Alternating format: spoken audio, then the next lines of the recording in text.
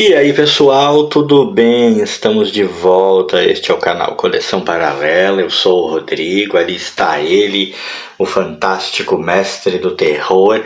E às vezes quando eu faço o início desse vídeo e eu falo, e aí pessoal, tudo bem? Não, é uma pergunta, né? Eu tô perguntando se vocês estão bem, mas às vezes a entonação que eu uso não soa como uma pergunta. Às vezes parece que eu só tô informando que tá tudo bem, né? Me dei conta disso agora. Mas estamos aqui para fazer mais um vídeo sobre coisas que eu andei lendo. E quem me conhece, quem acompanha o canal, acompanha a minha vida, sabe que eu sou um cara atrasado. Tem muitas publicações de quadrinhos por aí que demoram séculos para chegar na minha mão. Algumas delas até hoje não chegaram. Eu demoro muito para ter contato com determinadas coisas. Isso não é segredo para ninguém. E é o que acontece com o exemplar da revista que eu vou mostrar aqui. Que eu vou mostrar adquirida recentemente no sebo, essa daqui. A Marvel Max da Panini. E eu, até então, nunca havia lido um exemplar dessa edição. Acreditem vocês ou não, dessa publicação, na verdade, né? Eu nunca tinha lido um único exemplar. Eu simplesmente nunca tive nenhum. E finalmente, estava ajustando a luz aqui um pouco, pessoal. E finalmente chegou às minhas mãos um exemplar. E claro que eu tenho que falar das minhas impressões a respeito. É lógico que a edição, como eu vou dizer, o contexto da revista, a publicação em si não me é desconhecida. Eu já tinha ouvido falar na época. Na época causou um certo bafafá, um certo alvoroço. As histórias contidas aqui, em sua maioria, têm uma pegada mais adulta. É curioso como na época isso era muito mainstream, né? Na época era muito novidade, era o ó, né? Era um negócio impressionante. Super-heróis com uma pegada mais adulta e tal, super-heróis tradicionais com uma pegada mais adulta.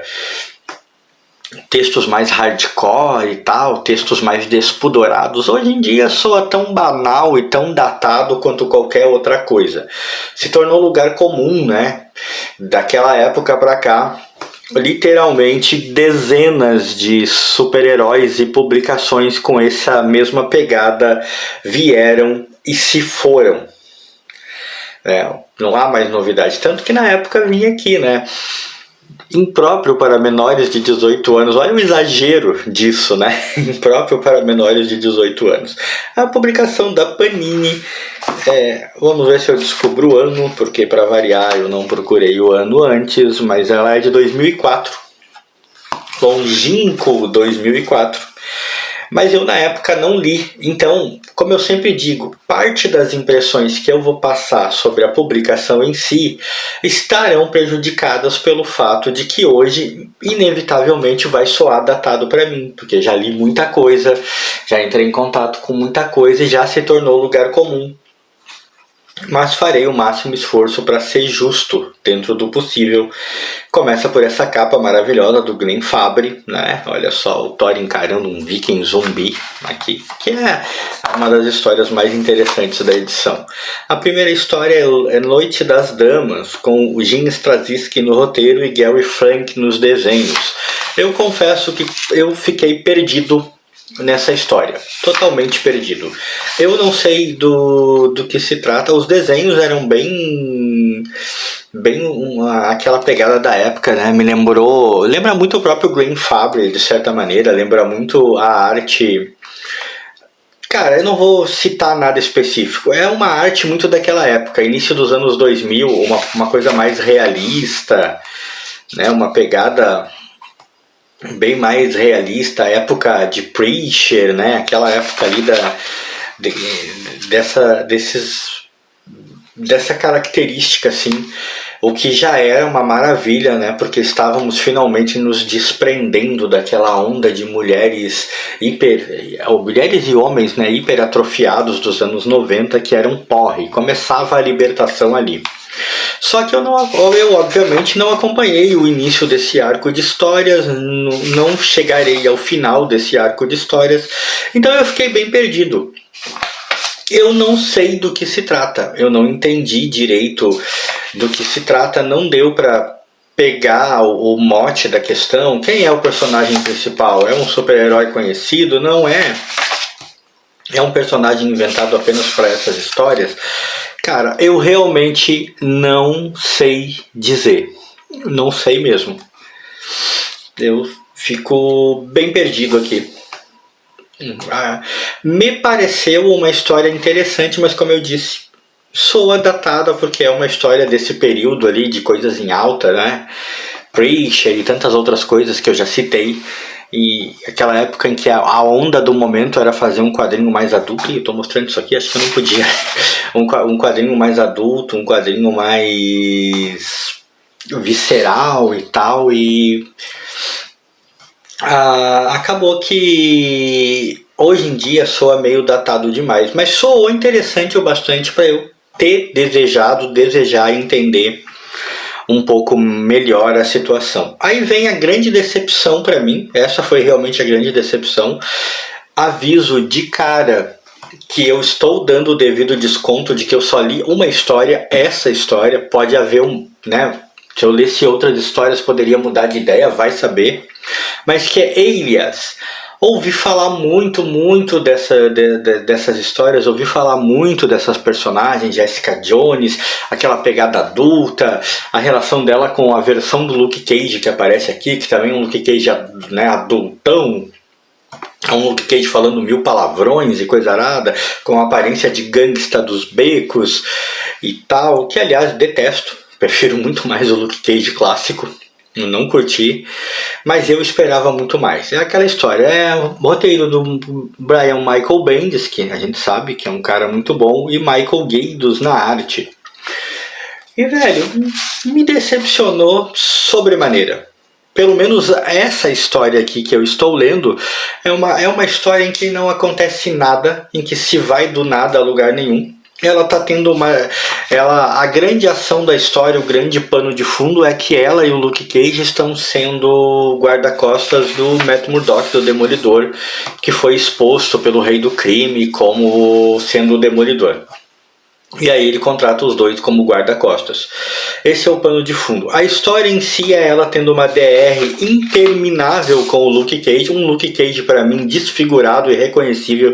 Sim, eu sou um tiozão chato. Eu não gostei dessa versão do Luke Cage. Eu nem tinha lido nada do material. Eu via os anúncios, eu via as propagandas dessas revistas em outras revistas. E eu já achava que eu não ia gostar. E não fui frustrado nessa expectativa. Né? Ela fica tendo essa DR interminável com ele, falando da relação que os dois tiveram no passado e em relações atuais de ambos, e a história acaba por aí. E nessa mesma história ela tem um encontro com o Hank Pym. Eles vão ter um encontrinho ali, como é que o pessoal fala hoje em dia, um date, né? Eles vão ter um date. E fica mais o restante da história, eles tendo uma conversa que soa, na época deve ter soado muito adulta, muito transcendental, muito complexa e filosófica, com diálogos até bem construidinhos, eu admito isso, mas que hoje em dia soa apenas banalmente repetitiva.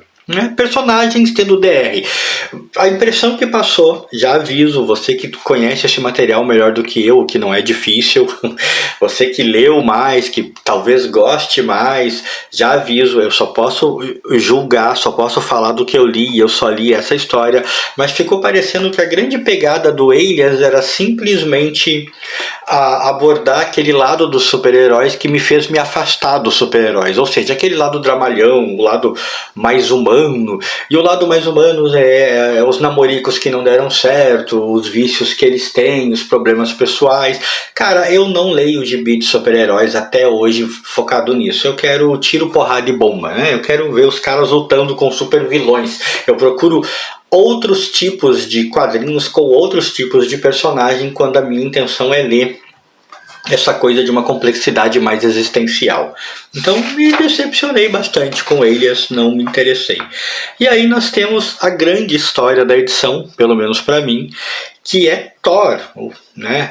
O Reino de Ferro, é a mesma coisa. Não acompanhei o início, não acompanhei todas as coisas, não sei como chegamos até aqui, para onde vamos, mas o texto é do Garth Ennis e a arte do Glenn Fabry. E o que a gente vê aqui, eu admito que o Thor soa um pouco estranho na arte do Glenn Fabry, né? Digamos que o Thor ficou muito esquisito nessa arte um tanto mais realista. Ele tá parecendo só um garoto fantasiado de Thor, ele não tá parecendo o próprio Thor. Mas foi muito interessante ver essa pegada violenta, essa pegada brutal que o Glenn Fabry e o Garth Ennis sabem dar as histórias, sempre souberam. Não estou passando pano, tipo, hoje em dia também sou adaptado, já não tem mais de nenhuma novidade nisso, né? Dali para cá esse tipo de coisa se tornou bem banal, mas na época eu consigo imaginar o impacto que causou, porque ainda causa algum impacto agora. É uma história que mostra um Thor tomando um couro federal, né? O Thor toma uma surra, né? Os pulsos quebrados ali, né? E o cara simplesmente detona o Thor na pancada, mói o Thor de pancada. O Thor mostra toda a sua coragem e sua perseverança tentando resistir, tentando lutar, mas sei lá porque esse cara é tão poderoso, mas ele destrói o Thor. E enquanto o Thor tá tomando essa surra, o grupo de vikings zumbis dele, do vilão aqui, né, tá simplesmente andando pela cidade inteira fazendo vítimas aos montes.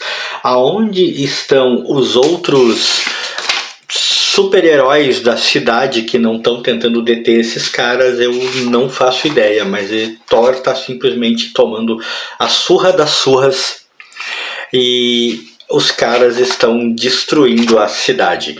É uma história fantástica, eu curti pra caramba, a melhor história da edição, sem dúvida alguma.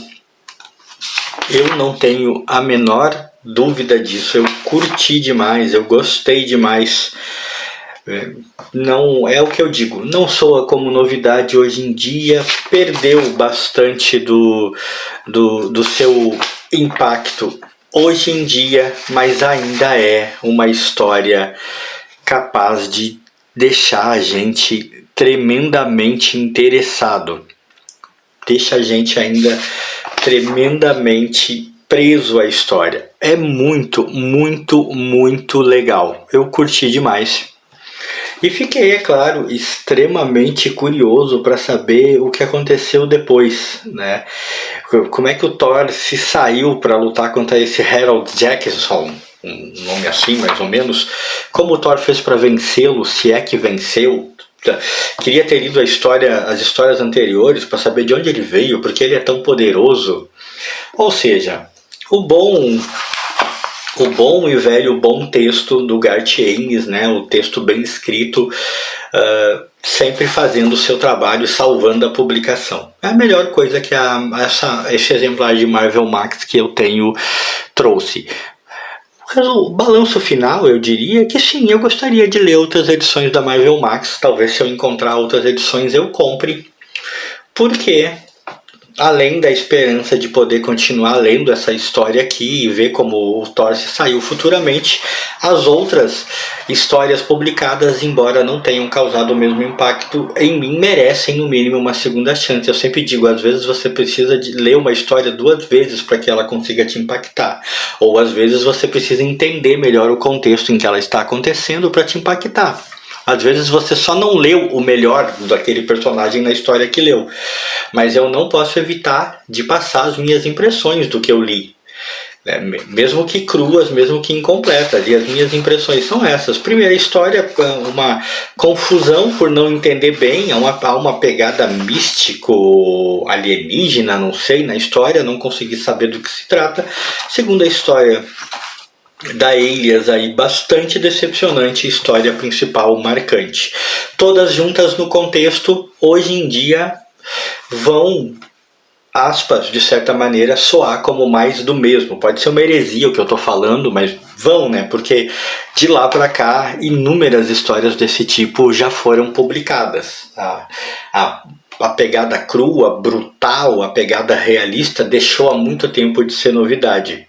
Mas a história bem feita e bem escrita vai ser sempre uma história bem feita e bem escrita, e é o que a gente tem aqui com o material do Thor. Uma das melhores coisas que eu li com o cara nos últimos tempos. Mesmo que a arte deixe ele parecendo um garotinho vestido pro Halloween que acabou topando com o cara errado e tomando uma sua. Se você gostou desse vídeo, aquele likezinho aí pra mim. Pro meu querido mestre do terror.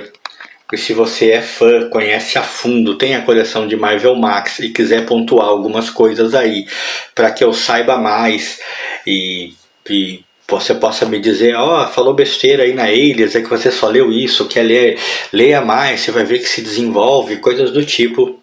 Como eu sempre digo, o canal tá aí para as pessoas falarem, criticarem, comentarem. Comentários mal educados não serão apagados, porque eu não apago. Para mim, gente que não tem nada de relevante para falar tá fazendo o máximo que pode quando fala ali, né? Então a gente deixa, as pessoas estão dando tudo de si, o tudo de si que elas têm é coisa nenhuma, a gente aceita coisa nenhuma e dou risada. Então, fomos.